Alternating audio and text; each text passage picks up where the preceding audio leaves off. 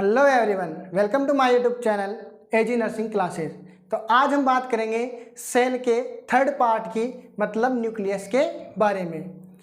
आज हम देखेंगे न्यूक्लियस की स्ट्रक्चर और इसके फंक्शन के बारे में। तो चलिए वीडियो की शुरुआत करते हैं। तो हम सब जानते हैं जो न्यूक्लियस है वो सेल के सेंटर में सिचुएटेड रहता है। जो न्यूक्लियस है वो चारों तरफ से एक मेम्ब्रेन के द्वारा एनक्लोज होता है जिसे हम बोलते हैं न्यूक्लियर मेम्ब्रेन कहते हैं। हमने पढ़ा है कि बहुत सारी जो सेल्स होती है, किसी सेल में एक न्यूक्लियस होता है और किसी किसी सेल में बहुत सारे क्या होते हैं, न्यूक्लियस होते हैं। और कुछ सेल्स ऐसी होती है जिनमें न्यूक्लियस होता ही नहीं है, जैसे कि मसल्स सेल्स में बहुत सारे क्या पाए जाते हैं, न्यूक्लियस पाए जाते हैं। जबकि जो आरबीसी है, मैच्योर जो आरबीसी होती है उसमें एक भी न्यूक्लियस नहीं होता है और बाकी कुछ सेल्स होती है जिनमें एक एक न्यूक्लियस होता है। तो उसके फंक्शन के अकॉर्डिंग, उसकी स्ट्रक्चर के अकॉर्डिंग न्यूक्लियस की जो संख्या है वो क्या होती है, उन पर डिपेंड होती है। तो स्ट्रक्चर देखते हैं कि जो न्यूक्लियस है वो चारों तरफ से एक मेम्ब्रेन द्वारा एनक्लोज्ड है, मतलब एक मेम्ब्रेन के द्वारा घिरा रहता है। उस मेम्ब्रेन को हम बोलते हैं न्यूक्लियर मेम्ब्रेन। ये जो न्यूक्लियर मेम्ब्रेन है इसकी structure same as plasma membrane की जैसी ही होती है। प्लाज्मा मेम्ब्रेन के बारे में हमने डिटेल वीडियो में स्टडी की है, आप उसे आप हमारी प्लेलिस्ट में जाकर प्रीवियस वीडियोज़ में देख सकते हैं। तो जो न्यूक्लियर मेम्ब्रेन है सेम एज प्लाज्मा मेम्ब्रेन की जैसी होती है। इसकी जो आउटर लेयर है इसे हम बोलते हैं आउटर न्यूक्लियर मेम्ब्रेन, ठीक है। इनर साइड में जो लेयर है इसे हम बोलेंगे इनर न्यूक्लियर मेम्ब्रेन। मतलब कि जो न्यूक्लियस मेम्ब्रेन होती है वो दो मेम्ब्रेन से मिलकर बनी होती है। बाहर की तरफ जो है वो आउटर है और इनर साइड में वो इनर न्यूक्लियर मेम्ब्रेन है, ठीक है। ये जो न्यूक्लियर मेम्ब्रेन है इसमें कुछ जगह पे डिसकंटिन्यूटी है। इसके जो यहाँ पे जो डिसकंटिन्यूटी है इसको हम बोलते हैं न्यूक्लियर पोर कहते हैं, ठीक है। अब ये जो न्यूक्लियस है वो सेल के सेंटर में है, तो इस साइड में क्या होगा, साइटोप्लाज्म होगा। बाहर की तरफ क्या है, साइटोप्लाज्म, और अंदर की तरफ जो लिक्विड पोर्शन भरा हुआ है न्यूक्लियस के इसे हम बोलते हैं न्यूक्लियोप्लाज्म, ठीक है।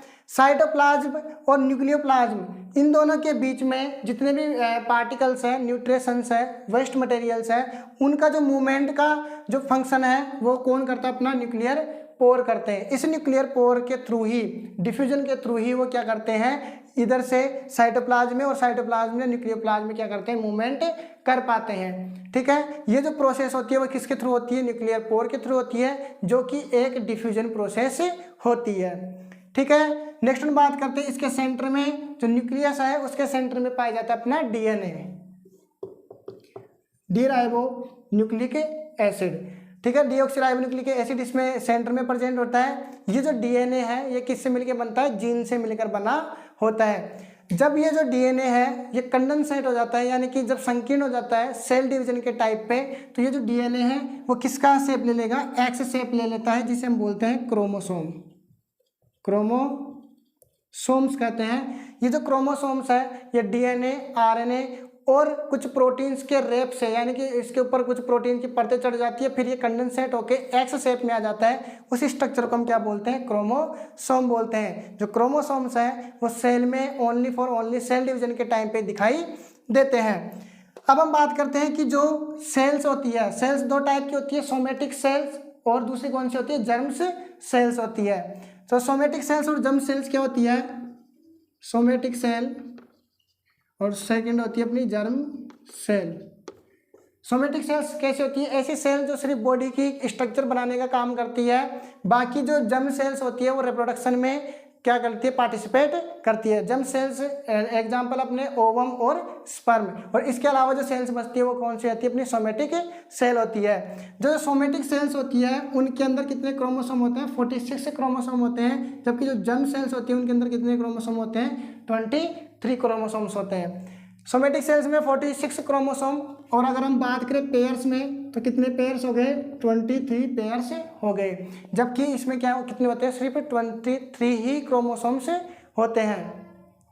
अब जो 23 क्रोमोसोम्स होते हैं, इन क्रोमोसोम्स की जो स्ट्रक्चरल और जो फंक्शनल यूनिट है वो उसे हम क्या कहते हैं, जीन। ये जो जीन है यही यूनिट क्या कहलाती है, हेरिडिटी की यूनिट कहलाती है। इस जीन के थ्रू ही जो कैरेक्टरिस्टिक्स है वो एक पर्सन से दूसरे पर्सन में, एक जनरेशन से दूसरे जनरेशन में क्या होते हैं, ट्रांसफर्स होते हैं। तो ये जो जीन है ये किस में पाई जाती है, अपने क्रोमोसोम में पाई जाती है। अब बात करते हैं कि सोमेटिक सेल्स में 46 क्रोमोसोम मतलब कि 23 पेयर्स हैं, जबकि जर्म सेल्स में कितने क्रोमोसोम है, ओनली 23 ही क्रोमोसोम्स है। ऐसा क्यों?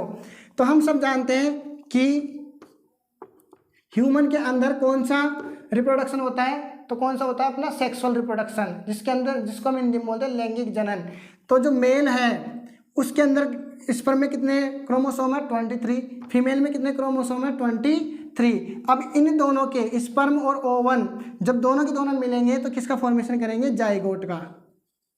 ठीक है, जाइगोट का फॉर्मेशन करेंगे, 23 क्रोमोसोम इससे आएंगे और 23 क्रोमोसोम किससे आएंगे, फीमेल से आएंगे। तो 23 और 23 कितने हो गए, 46। तो अब जो न्यू बोर्न बेबी होगा, न्यू जो फीटस बनेगा उसके अंदर कितने क्रोमोसोम आ जाएंगे, 46 क्रोमोसोम आ जाएंगे। इसलिए मेल में और फीमेल के जो जर्म सेल होती है उसमें कितने क्रोमोसोम होते हैं, 23 क्रोमोसोम होते हैं। अगर ऐसा ना हो कि अगर जर्म सेल में भी अगर 46 क्रोमोसोम हो जाए तो 46 क्रोमोसोम आएंगे मेल से, 46 क्रोमोसोम आएंगे फीमेल से, और इन दोनों के अंदर कितने क्रोमोसोम हो जाएंगे, 92 क्रोमोसोम्स हो जाएंगे, जो कि पॉसिबल नहीं है। अब 92 क्रोमोसोम अगर किसी फ्यूटस में या फिर कोई न्यू बेबी में होगा तो उसकी जो स्ट्रक्चर है, जो फंक्शन है, वो ह्यूमन से क्या हो जाएगी, बिल्कुल ही डिफरेंट हो जाएगी। फिर ये अगर आगे रिप्रोडक्शन करता है तो 92 में भी आगे और क्रोमोसोम बढ़ जाएंगे, जो कि पॉसिबल नहीं है। इस वजह से मेल और फीमेल की जो जर्म सेल्स होती है उसमें कितने क्रोमोसोम पाए जाते हैं, 23 क्रोमोसोम ही प्रेजेंट होते हैं। ठीक है, तो ये जो अब ये तो बात होगी अपने डीएनए की। अब न्यूक्लियस के अंदर एक और स्ट्रक्चर पाई जाती है, न्यूक्लियोलाई, जो आरएनए और राइबोसोम का फॉर्मेशन का काम करती है, जो प्रोटीन सिंथेसिस का काम करती है। इसको हम न्यूक्लियस का भी, न्यूक्लियस यानी कि लिटिल न्यूक्लियस के नाम से भी जानते हैं।